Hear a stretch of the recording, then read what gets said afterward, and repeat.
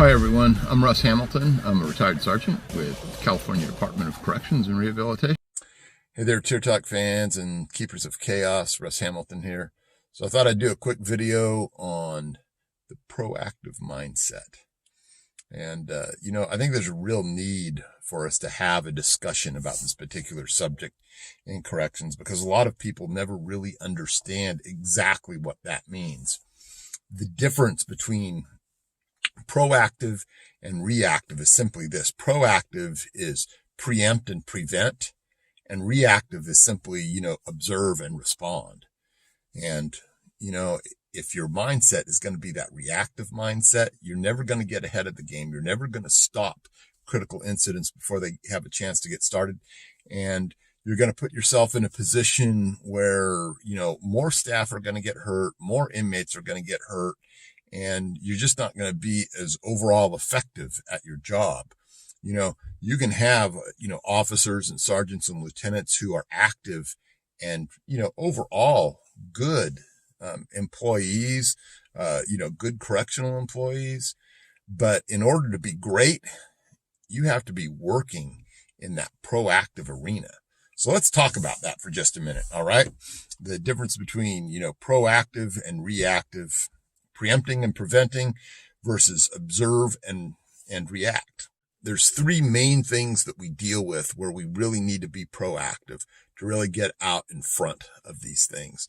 And those three things are this: contraband interdiction, STG, which is, gangs, identification and suppression, and development of intelligence, especially actionable intelligence. So if you go back to contraband interdiction, the reason that contraband interdiction is so important in this stuff is if you're ahead of them in the game of, drugs and cell phones and weapons, it makes it that much harder for a critical incident to get started.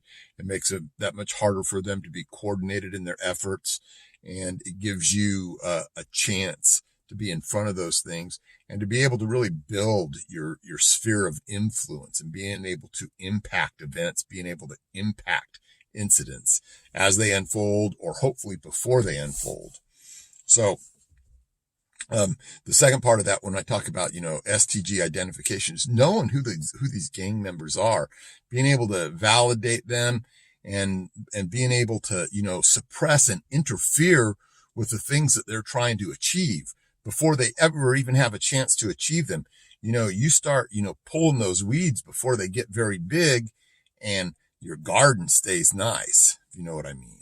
It's just a matter of, trying to head things off and having the foresight and the preparedness to get there.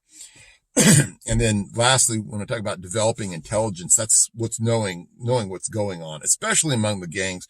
But as far as anything else goes, included, especially the things that are actionable. And by actionable intelligence, that means that, you have a piece of information and you have an idea of something that's going on and you're able to actually act in a manner where you're able to stop it or recover a piece of, a piece of contraband or stop an escape or do something of that nature. So those are the three parts of that. Now I break down, the part about development of intelligence into three other kind of like sub little areas. And that's, of course, to gain this intelligence, you're of course going to use informants. You're going to use profiling. I know everyone thinks that's a bad word, but you know what? I use it all the time. It's not about race. It's about knowing what different people are up to.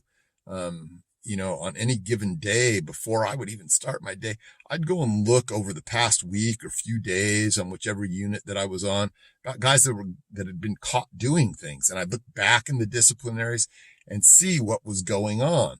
Because you know what? Those guys that are involved in those disciplinary items and they've got caught with other contraband, the people that they hang out with are more likely to have contraband on them. And that just gives you a chance to be proactive. You're not just looking and hoping to luck out with regard to the contraband. You're actually being proactive and you're thinking about it in an effective manner. So anyway, the proactive mindset relies on these three things. So just keep these things in mind. One is preparedness and planning.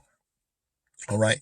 Now, planning is important, but planning usually goes wrong at some point very early on, in that it becomes of little or no use. Now I want to quote General Eisenhower here real quick.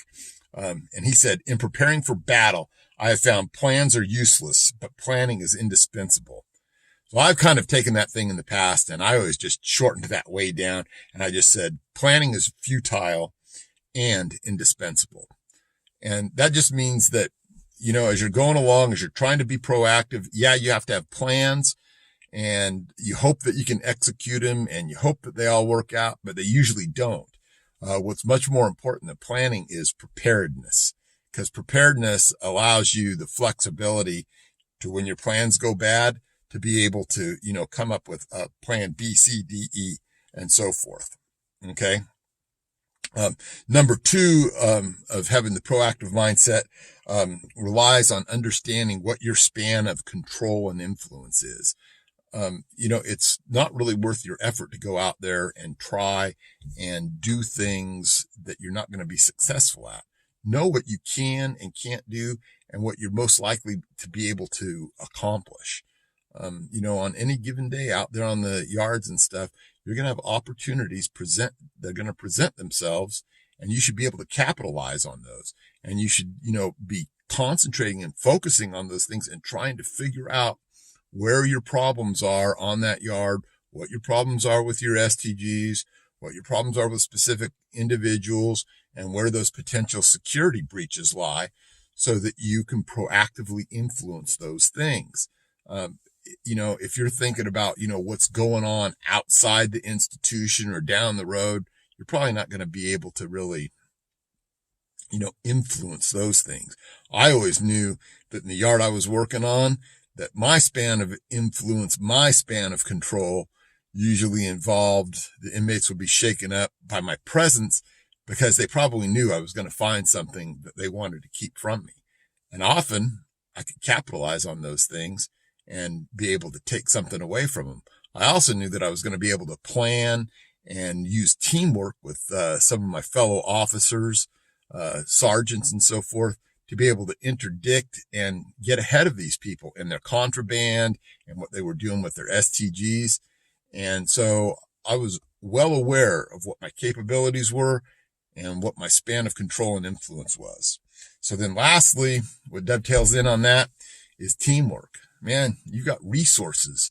Use them. Those are the things that I wanted to get you in on, make you aware of with regard to the proactive mindset versus the reactive mindset. So just think about that, and just really capitalize on knowing the difference and being able to think in those terms, so that you can be not just a good officer, but a great officer. All right. So now that we're done with that part, I'm going to go on to just one quick little tip of something that I became aware of over the years. I saw a lot of people over the years that never really became aware to it, but it really brought me a lot more success in with my searching and so forth. And what happened was I came back from Pennsylvania the other day. I came back to California, and it was nice to get in my old truck and start driving it around again and such. And I came across some things that I really hadn't seen in years, that I really used to my advantage to be able to find lots and lots of contraband. So anyway, one of those things was a mirror. And I know everyone knows that a mirror is indispensable. This one I took and I broke that mirror out because it's worthless and little, right? And I put a little binder clip on it there. And these mirrors, these flexible big mirrors, this one's about completely shot out now. You can order these off of like Amazon, and they're flexible, but I just take my little mirror there and a binder clip, and then I have a huge mirror.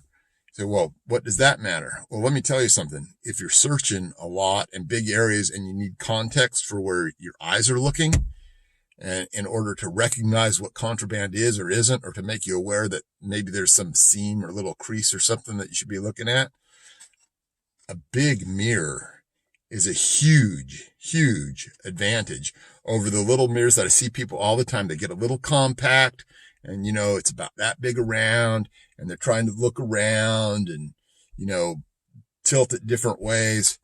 Get yourself one of these big mirrors. These are like about 6 inches by 4 inches. And the great things about these is they're cheap, right? So I'd stash a few of these in my pocket about this size, but then I could also take other ones and I could, take a razor knife and cut them into smaller sections. So if there's some little tiny area, I could reach in and get it. Whereas those slightly bigger mirrors that everyone tries to use, like little ladies compacts, that ain't cutting it. And then the next thing that you need to really make this take off is a powerful flashlight. Man, you got to have a powerful flashlight. You're not going to find any contraband really to speak of because you need it to illuminate that whole area underneath it. It needs to be really bright so that if something's been hidden or painted over or concealed behind some paper or a lump of toothpaste in a bench or something, that you can see it and make it out and go, aha. Or if you don't have a bright flashlight, if you're just trying to use the mirror, it's not going to be nearly as effective. Now what this one is I bought this one from an auto store. This one also has, it's telescoping. It's got the magnet on the end. It fits to this little head right here. And I'll tell you what, this little getup over the years, literally, I've found hundreds of weapons, hundreds of cell phones, all kinds of dope. You name it, I found it over the years. Also, I like to take and have a couple different magnets to get things out of tight spots. A couple of them might have on strings and stuff like that. I always also used to try and take one of those, mechanics little grabbers with me. They have the little, grab hook on the end of an extension thing that I could reach in there. But I'll tell you what, the main thing over the years, big ass mirror, bright light. Those two things alone will cause you to find at least 50% more contraband. So anyway, that's about it for this video. And, hope you guys, recognize, take some of that to heart about being proactive. And, anyway, this is Russ Hamilton and I'm signing off.